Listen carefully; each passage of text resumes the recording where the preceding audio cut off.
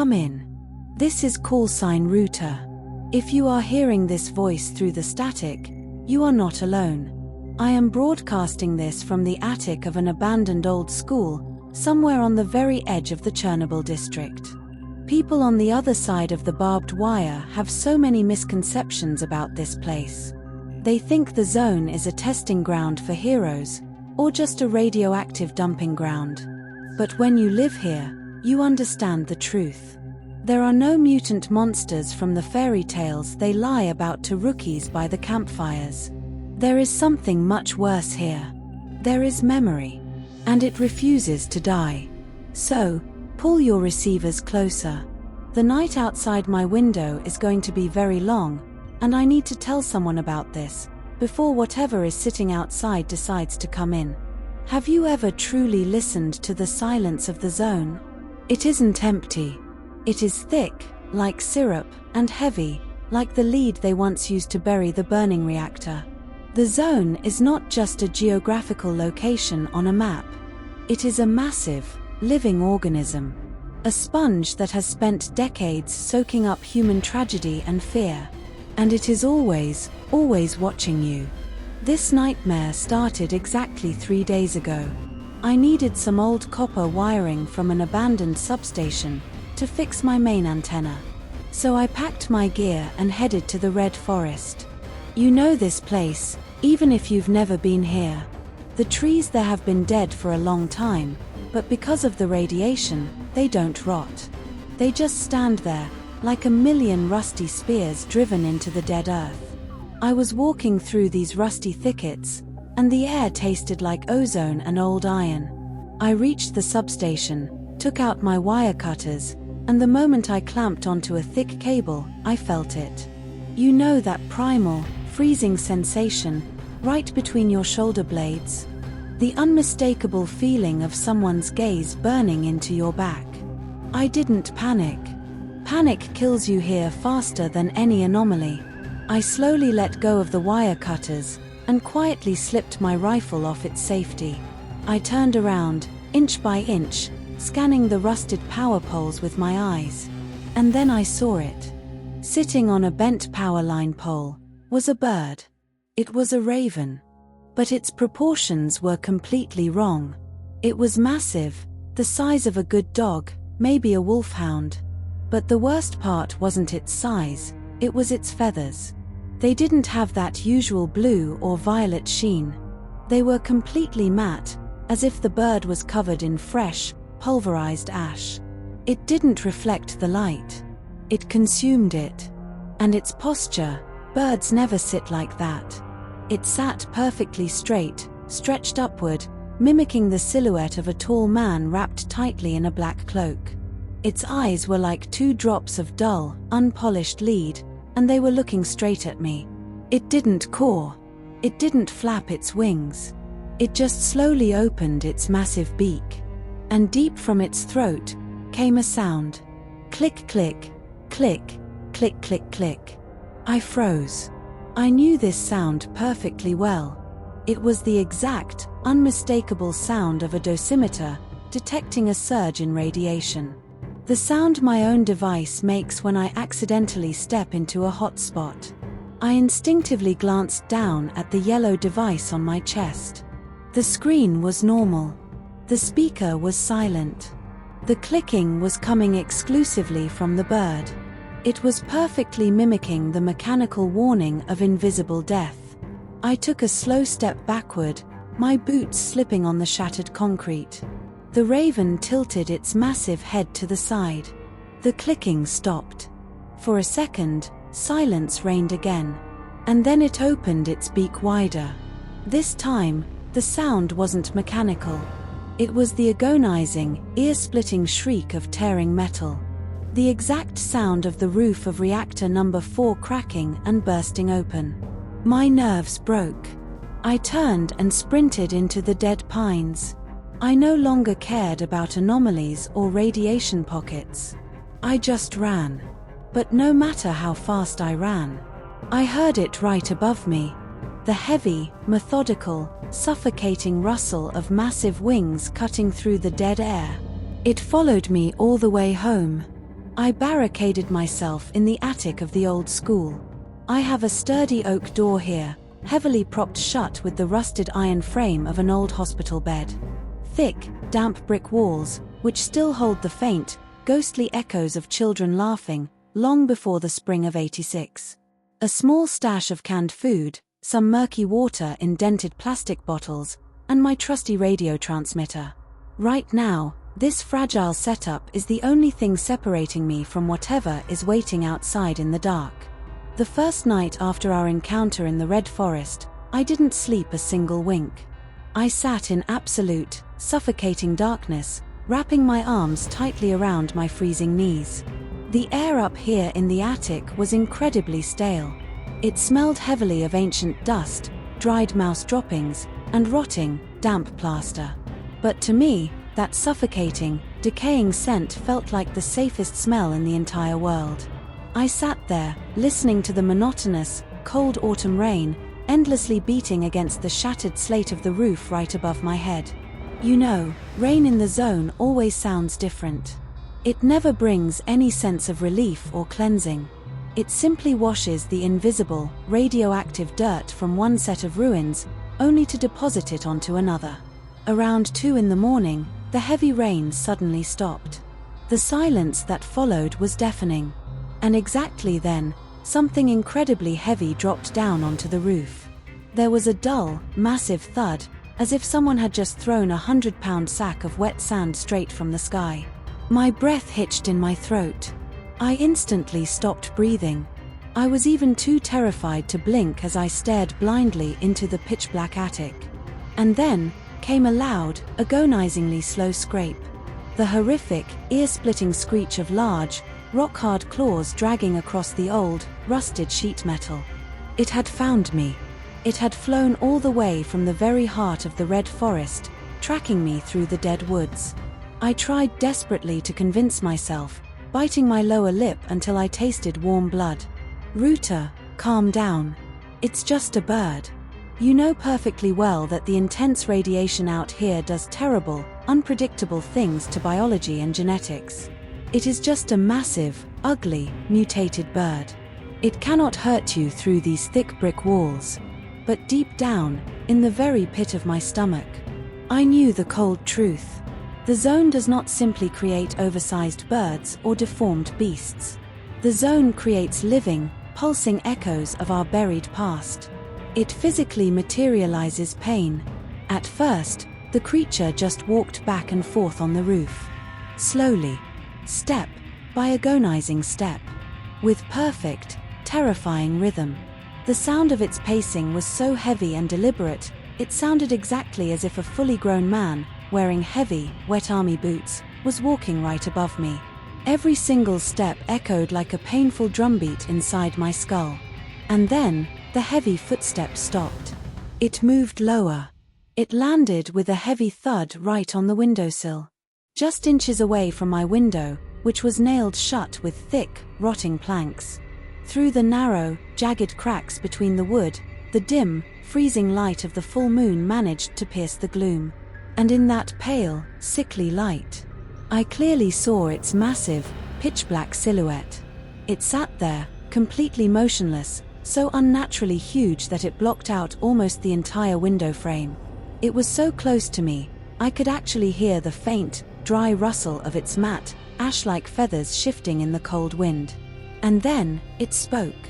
No, it didn't just mimic learned sounds or repeat random, broken syllables, the way ordinary ravens or captive parrots do. This was a human voice. A perfect, crystal-clear human voice, completely overflowing with unbearable, raw terror. The voice of a very young boy, who couldn't have been more than 20 years old. "Mom, it's so hot out here. I feel so sick to my stomach, and there is such a strong taste of iron in my mouth. Please, Mom, just give me some water." My heart instantly turned into a block of solid ice. It froze entirely in my chest, completely refusing to beat. I knew those exact words. I knew them by heart. I had read them in old, yellowed, classified documents. I had heard them in the heartbreaking archival interviews with the survivors of the disaster. Those were the exact, final words of the first responders. Those desperate, brave, tragically uninformed boys, who were the very first to arrive and fight the burning, exposed nuclear reactor on that fatal April night. The ones who stood knee-deep in puddles of highly radioactive graphite, having absolutely no idea that they were already dead. But how in God's name could this bird possibly know those words? How could it recreate that exact intonation down to the smallest, most horrifying detail? That primal, animalistic panic in the boy's voice. That heavy, wet, wheezing breath of a human being, literally burning alive from the inside out from acute radiation sickness.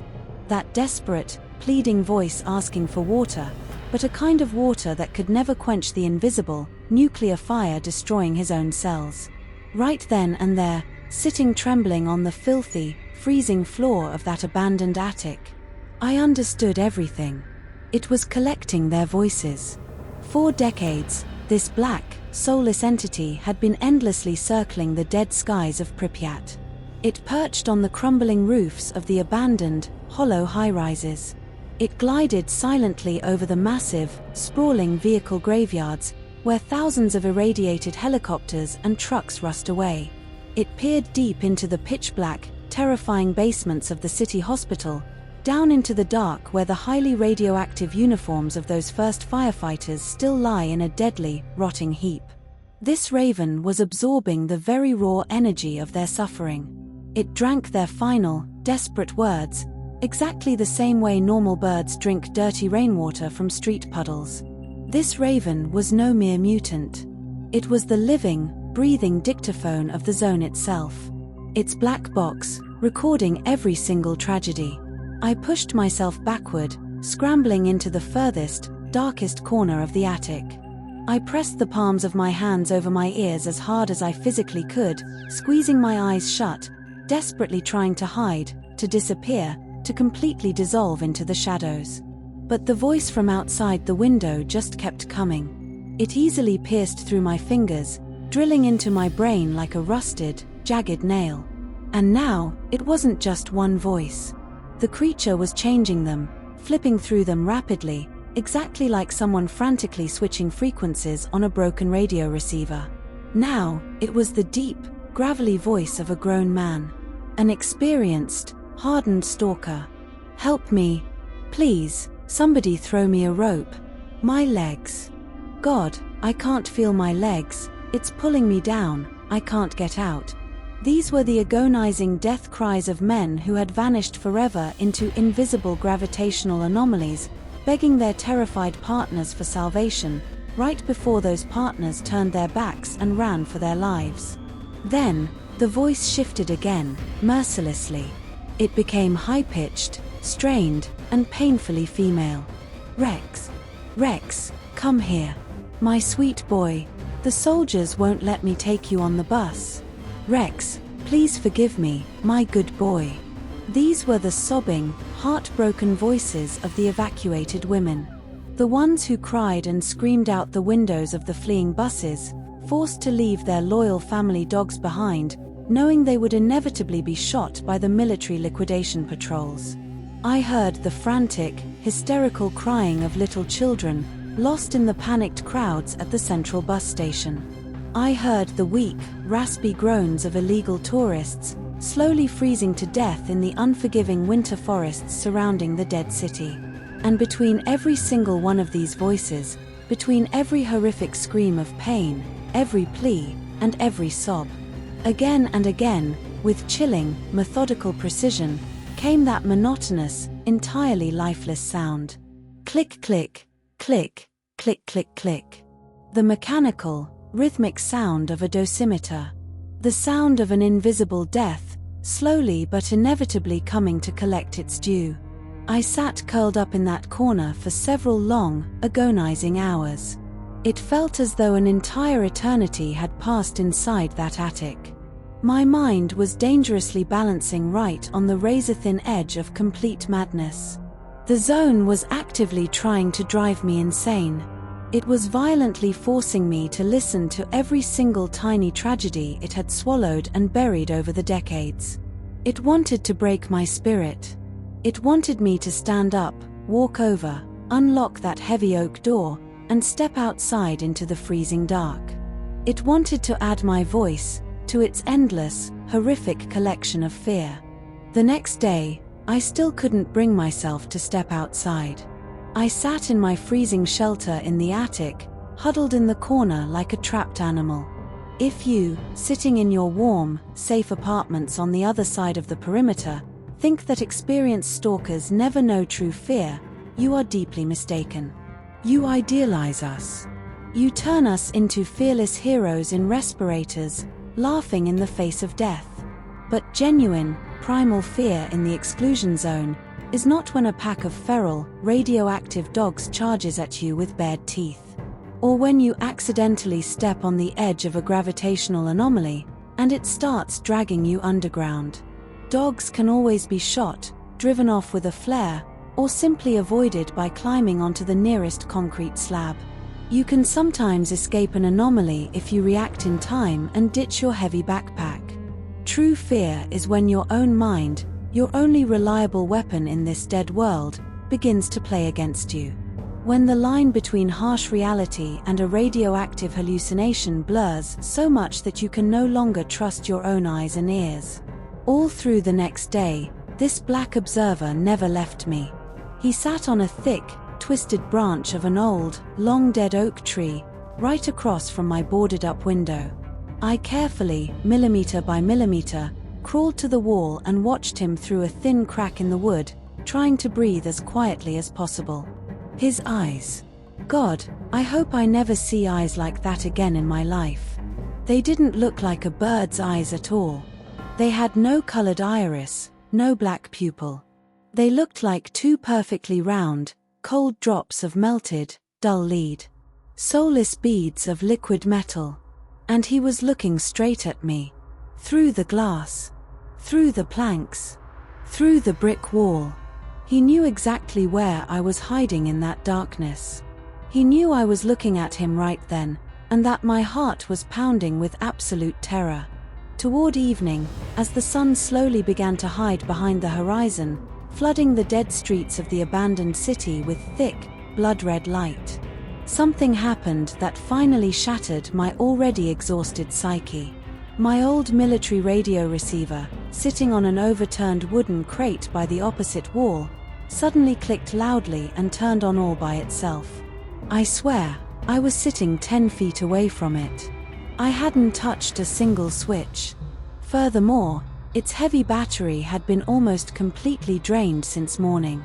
The speaker suddenly hissed loudly, throwing heavy waves of dirty, static interference into the dead silence of the attic. And then, breaking through this electrical crackle and white noise, came a voice. My own voice. Come in. This is callsign Ruta. If you are hearing this voice through the static, you are not alone. I am broadcasting this from the attic of an abandoned old school. My breath caught in my throat instantly. My stomach tied itself into a tight, painful knot. I sat there, paralyzed by an invisible cold, listening in horror to my own broadcast from yesterday, perfectly reproduced. But how is that even possible? How do the laws of physics allow for this? How can a biological creature, even a mutated one, independently connect to electromagnetic radio waves? How can this bird broadcast its signal directly on my closed, encrypted frequency? But the absolute worst, darkest nightmare was yet to come. The broadcast of my voice from the speaker suddenly began to distort horrifyingly. It became increasingly hysterical, broken, filled with sheer panic. All normal, meaningful words gradually vanished from my voice. Only screams remained. My own desperate screams of unbearable, animalistic pain and pure, absolute terror. I heard the sounds of a struggle. Desperate gasping. The sound of tearing flesh, and something that sounded like a wet crunch. But I had never screamed like that. I had never recorded anything like that in my entire life. And then it dawned on me. This terrifying, icy realization struck me right in the chest, like a high-voltage shock. He wasn't just replaying my past. He was predicting my inevitable future with absolute, flawless precision. Right now, he was showing me exactly how I was going to scream when he finally broke inside and got to my throat. He wasn't just waiting for that moment. He was reveling in it. He was tasting my fear. In your favorite science fiction books, they constantly write about the miraculous artifacts of the zone, about glowing stones that supposedly heal fatal wounds, flush out radiation, or make their owners rich.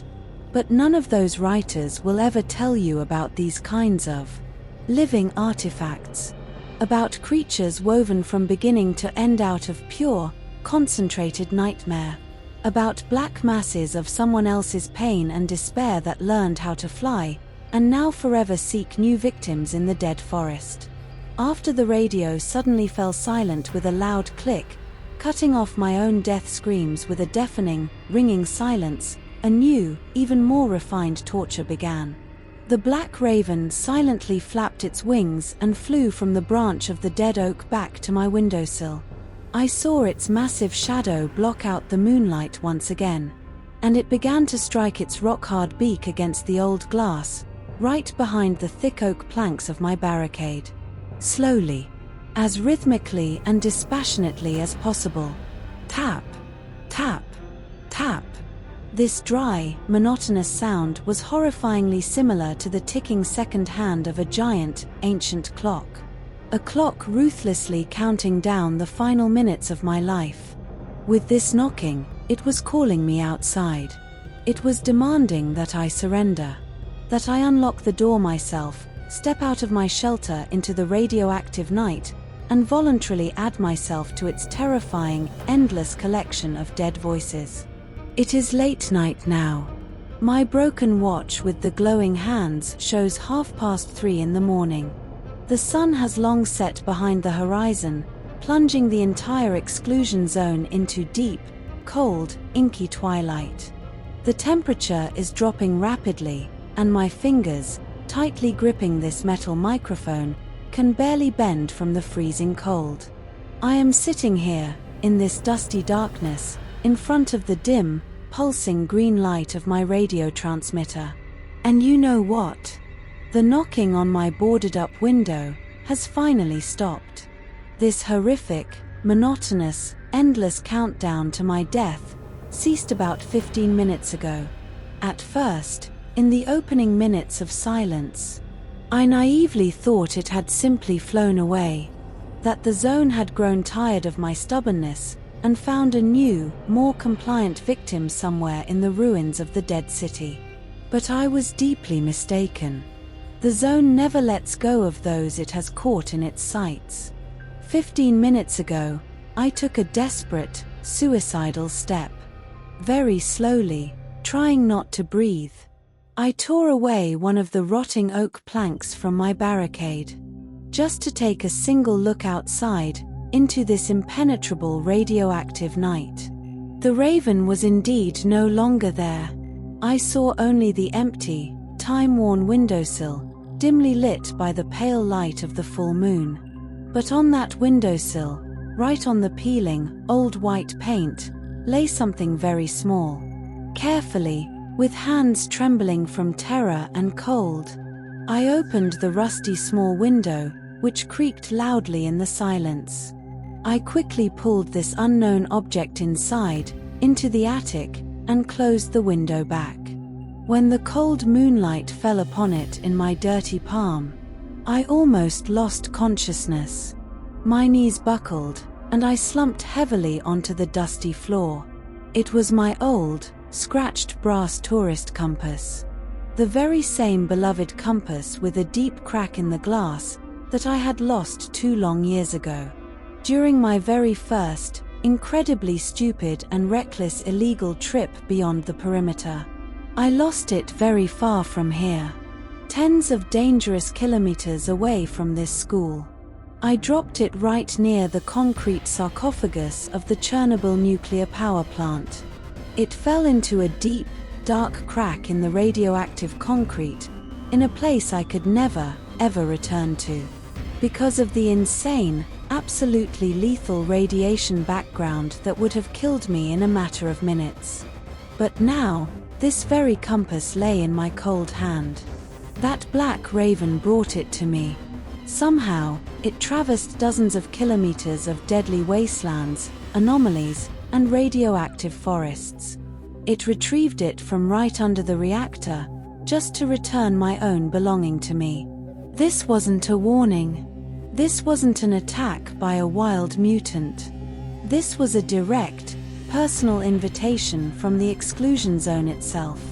The zone, through this terrifying, black messenger with eyes of lead, made one simple, horrific thing perfectly clear to me.